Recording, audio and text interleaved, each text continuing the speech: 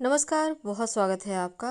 देव उठनी एकादशी इस बार कब मनाई जाएगी, शुभ मुहूर्त क्या है और कैसे करेंगे पूजा। अगर आपके घर में शालिग्राम भगवान नहीं है तब क्या करें। बहुत सिंपल तरीका से आप अपने घर में पूजा कर सकती हैं। चलिए जानते हैं विस्तार से। पहले समझते हैं शुभ मुहूर्त क्या रहेगा।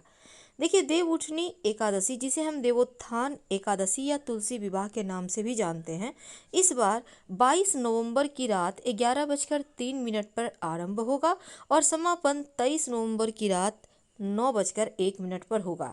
देव उठनी एकादशी का व्रत 23 नवंबर गुरुवार के दिन रखा जाएगा और व्रत का पारण 24 नवंबर की सुबह 6 बजे से 8:13 के मध्य आप कर सकते हैं। अति शुभ रहेगा।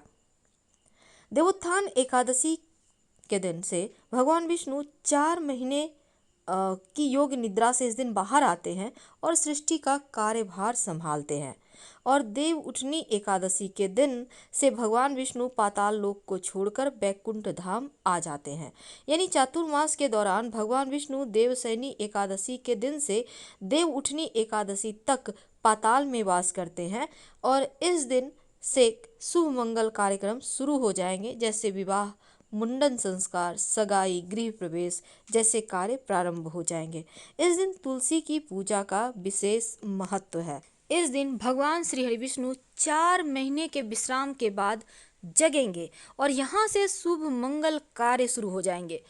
आप उनको मनाएंगे, उनके निमित्त व्रत भी रखेंगे, उनका विवाह भी करवाएंगे ताकि कन्यादान के इतना पुण्य फल प्राप्त हो सके। लेकिन भूल कर भी जाने अनजाने श्री हरि विष्णु को कुछ ऐसी वस्तुएं हैं जिनको अर्पित मत कीजिएगा, वरना आपको लाभ नहीं मिल पाएंगे। तो चलिए जानते हैं उनको कौन सी वस्तु नहीं अर्पित करना है, उनको उनकी पूजा कैसे करेंगे। देखिए, अगर आप देव उठनी एकादशी के दिन व्रत रखते हैं तो सुबह सुबह स्नान वगैरह करके निवृत्त हो लें। फ्रेश कपड़े पहनकर अपने आंगन में, छत पे या फिर अपने बालकनी में चौक बनाएं।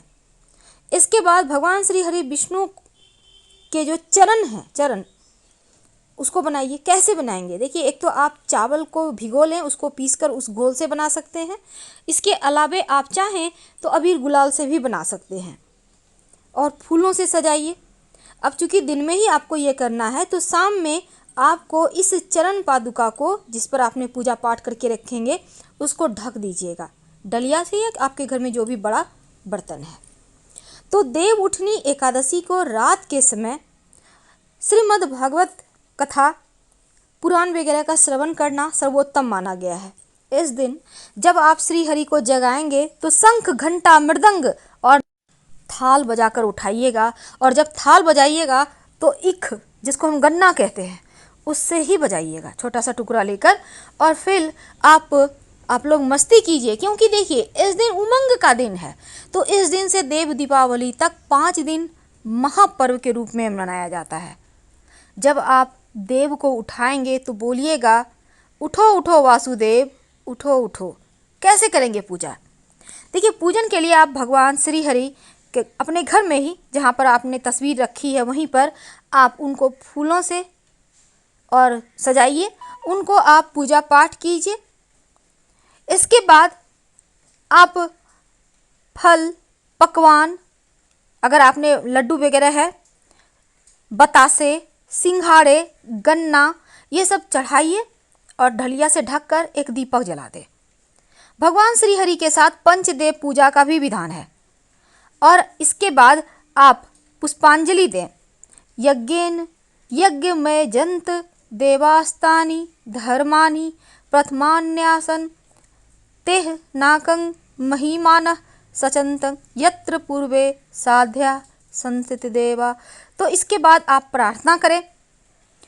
इयं तु द्वादशी देव प्रबोधाय विनिर्मिता त्वयैव सर्वलोकानां हितार्थ शेष सायनी इदं वतं मया देव कृतं प्रत्यय तव प्रभो न्यूनं संपूर्णतां यातु त्वत्प्रसाद नार्जनम। इसके बाद प्रहलाद, नारद, पराशर, पुंडरीक, व्यास, अम्बरीश, सुक, शौनक आदि भीष्मादि भक्तों का स्मरण कर चरणामृत, पंचामृत का प्रसाद वितरण करें। एक रथ में भगवान को विराजमान कर स्वयं उसे खींचे, नगर ग्राम गली में, नहीं तो कम से कम अपने घर में ही घुमा ले। शास्त्र कहता है कि वामन भगवान 3 पद भूमि लेकर विदा हुए थे। उस समय दैत्यराज बलि ने वामन जी को रथ में विराजमान कर स्वयं उसे चलाया था, और ऐसा करने से समुस्थिते ततो वैष्णव क्रिया सर्वा पर्वते के अनुसार यह था, भगवान विष्णु योग निद्रा को त्याग कर सभी प्रकार की क्रिया करने में प्रवृत्त हो जाते हैं। इसलिए कथा श्रवण के बाद प्रसाद वितरण करना चाहिए। तो आप सबसे पहले जानते हैं कि इस दिन क्या भगवान श्री हरि को भूल से भी अर्पित ना करें। पहला है चावल। चावल आप अर्पित तो कर सकते हैं, पर हल्दी से कलर करके या कुमकुम से कलर करके। सफ़ेद चावल भूल कर भी अर्पित ना करें। दूसरा है कनेर का पुष्प, जो शिव जी को अति प्रिय है कनेर, तो कनेर का पुष्प भूल कर भी श्री हरि विष्णु को अर्पित मत करें। और तीसरा है सफ़ेद जनेऊ, भूल कर भी अर्पित ना करें। पीला जनेऊ मंगा लें, नहीं है तो हल्दी से कलर करके फिर अर्पित करें, नहीं तो आपको व्रत का पुण्य फल नहीं मिलता। तो जब आप नदी सरोवर में नहाएंगे तो अच्छी बात, घर में नहाते हैं तो नहाने के पानी में गंगा जल या पवित्र नदी सरोवर का जल डालकर ही नहाएं। अगर नहीं है तो तुलसी के पत्ते डालकर नहाएं, पर इस दिन तुलसी के पत्ते मत तोड़िएगा। अभी तो पौधों के नीचे तुलसी के पत्ते गिरे हुए भी आपको मिल जाएंगे, तो आप उसी को उठाकर पूजा करें। और जब आप तुलसी जी की शालिग्राम भगवान से विवाह करवाएंगे तो तुलसी के गमले में शुभ मंगल प्रतीक चिन्ह बनाएं। इसके अलावा तुलसी के हर एक पत्तों का श्रृंगार करें सिंदूर से। तुलसी के पौधे के चारों तरफ सजाइए और साथ ही उनको इक जरूर अर्पित करें। तुलसी के पौधे में शालिग्राम भगवान को पीले वस्त्र धारण कराकर स्थापित करें और उनका विवाह करवाइएगा। शालिग्राम भगवान को पीले वस्त्र और तुलसी जी को लाल वस्त्र अर्पित कर दोनों में 2 गांठें लगा दें और आप खुद से 7 परिक्रमा करते हुए उनका विवाह करवाएं और अपनी मनोकामना कहते हुए आप उनसे प्रार्थना करें कि जीवन के कष्ट मिटे। क्योंकि यहाँ से सकारात्मक ऊर्जाओं का प्रवाह होता है, तो अपने घर में हल्दी मिले हुए पानी का छिड़काव जरूर कर लीजिएगा, ताकि शुभ मंगल कार्य आपके जीवन में होता रहे और मुश्किलें कम हो जाए। अगर जीवन में ज़्यादा परेशानी हो तब वैसे तो इस दिन पीपल के नीचे जल जरूर अर्पित करना चाहिए।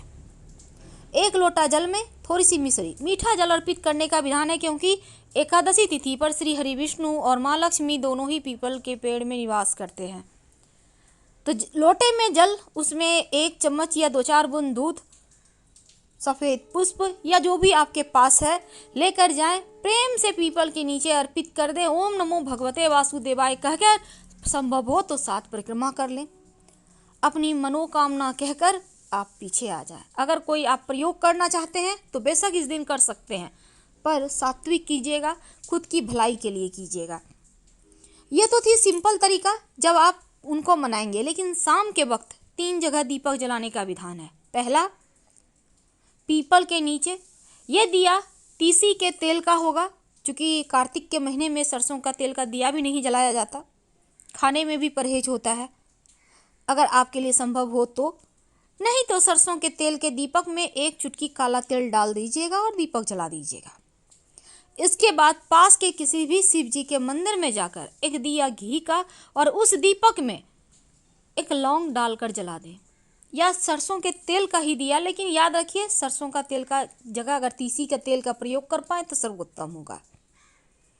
तीसरा दिया अपने घर में तुलसी जी के नीचे ऐसा जलाइए कि ना पूरी रात नहीं भी जल पाए तो कम से कम आधा घंटा तो जले। सिंपल सा चीज़ है।